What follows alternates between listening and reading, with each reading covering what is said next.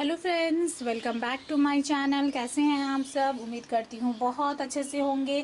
तो जैसे कि मैंने आपके साथ ये मॉस स्टिक शेयर किया था कि किस तरह से हम घर में ही वेस्ट मटेरियल से मॉस स्टिक बना सकते हैं। तो इस तरह से मॉस स्टिक बनाने के बाद अब मैं करने वाली हूँ इसे प्लेस, और इसे मैं कुछ यहाँ प्लेस करूँगी। मेरे ये आप जो देख रहे हैं ये कॉर्नर में यहाँ मेरे एक मनी प्लांट रखा हुआ है, और वो किसी भी मॉस स्टिक के सहारे नहीं ग्रो हो रहा है, वो मेरे ये ग्रिल के सहारे ऊपर की ओर बढ़ता हुआ ग्रो हो रहा है, और काफ़ी अच्छी इसकी ग्रोथ चल रही है। और इस प्लांट को और अच्छी ग्रोथ और हेल्दी रखने के लिए मैं यहाँ पे इस मॉस स्टिक को प्लेस करूँगी। और मॉस स्टिक को प्लेस करने की वजह ये भी है कि मुझे इस ग्रिल से इस प्लांट को सेपरेट करना है, क्योंकि धीरे धीरे ये प्लांट पूरी तरह से इस ग्रिल को कवर कर लेगा, और मैं बाद में फिर कभी इस प्लांट को अलग नहीं कर पाऊँगी। प्लांट की अच्छी ग्रोथ के लिए और मन चाहे जगह पे प्लांट को मैं प्लेस कर सकूं, उसके लिए मैं इसमें ये मॉस स्टिक लगाऊंगी। तो चलिए फ्रेंड्स, तो करते हैं इस मॉस स्टिक को इस प्लांट में प्लेस। उसके लिए सबसे पहले मैं यहाँ से ये प्लांट सारे यहाँ से हटाऊंगी, जिससे कि मैं अच्छे से उस प्लांट को इस ग्रिल पे से निकाल पाऊंगी। और ये बहुत ही टफ काम है। काफ़ी टाइम से मेरा ये प्लांट यहाँ पे है, और आई थिंक अच्छी तरीके से नीचे की तरफ प्लांट ने ग्रिल को जकड़ लिया हो। तो कोशिश करूँगी किसी भी तरह से प्लांट को नुकसान किए बगैर मैं इसे यहाँ से सेपरेट कर पाऊँ। तो कर लेते हैं।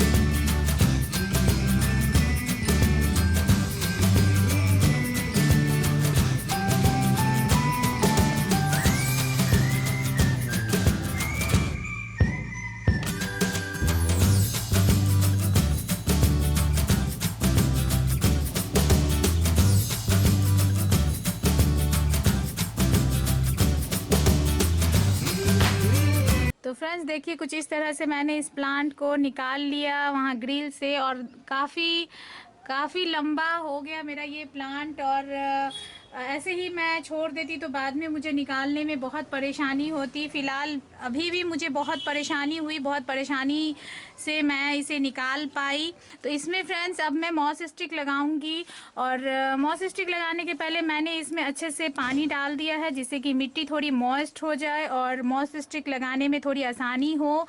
तो इस तरह से मैं मिडिल पोर्शन लेके ये जो मॉस स्टिक मैंने बनाया था इसे मैं इसमें डालूंगी, और कोशिश करूंगी कि ठीक से ये सेटअप हो जाए।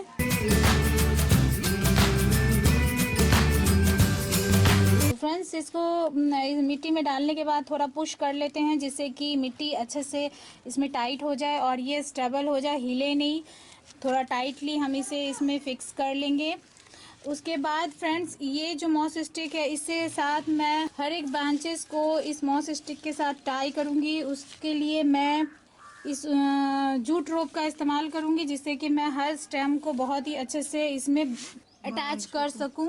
तो फ्रेंड्स देखिए, इस तरह से जो हम ले रहे हैं, एक स्टेम ले लेती हूँ मैं, और इसमें जो एरियल रूट सब है देख रहे हैं फ्रेंड्स, यही सब एरियल रूट्स ये मॉस स्टिक्स का सहारा लेके इसके अंदर ग्रो करने लगेगा, और बहुत ही अच्छे से इसकी ग्रोथ होने लगेगी।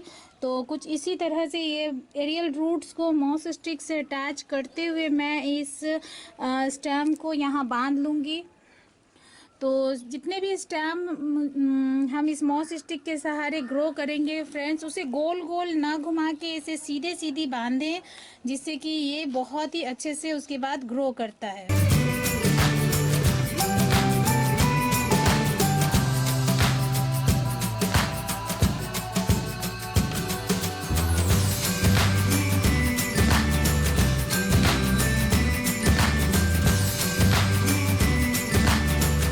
तो फ्रेंड्स इसी तरह से मैं ये सारे स्टेम, जितने भी स्टेम इसमें हैं, वो सारे स्टेम को सीधी सीधी लाइन पे लगाऊंगी। सर्कल सर्कल हमें नहीं करना है फ्रेंड्स। सीधे सीधे लाइन पे लगने के बाद जो ये बचेंगे इसे मैं ऐसे ही छोड़ दूंगी, जिससे कि ये अच्छे से ग्रोथ करे। जैसे ही इसकी ग्रोथ और बड़ी हो जाएगी तब इसको मैं इस तरह से इसमें अटैच कर दूंगी, इसमें बांध दूंगी।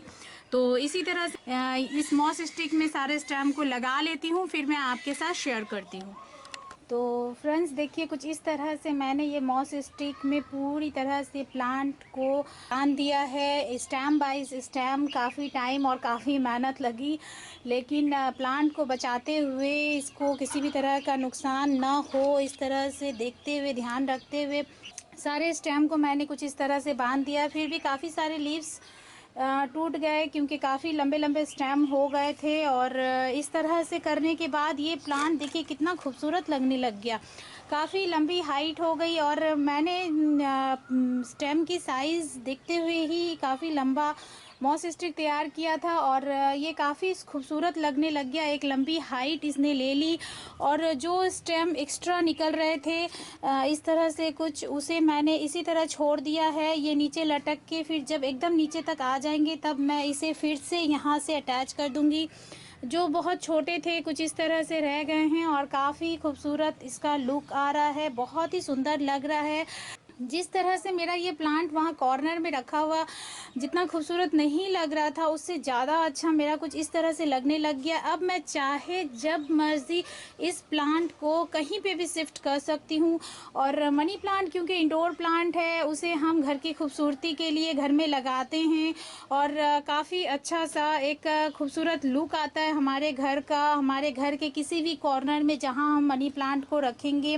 तो इस तरह से मैंने अपने मनी प्लांट को सेपरेट किया और मॉस स्टिक के सहारे इस तरह से रखा है। और अब मैं इसे वाटरिंग करूँगी। मॉस स्टिक लगाने के पहले मैंने इसमें वाटरिंग की थी, लेकिन मॉस स्टिक को भी गीला करना बहुत ज़रूरी है क्योंकि उस टाइम मैंने सिर्फ मिट्टी को गीला करा था, जिससे कि मॉस स्टिक मैं आसानी से मिट्टी में पुश कर सकूं, उसमें डाल सकूं।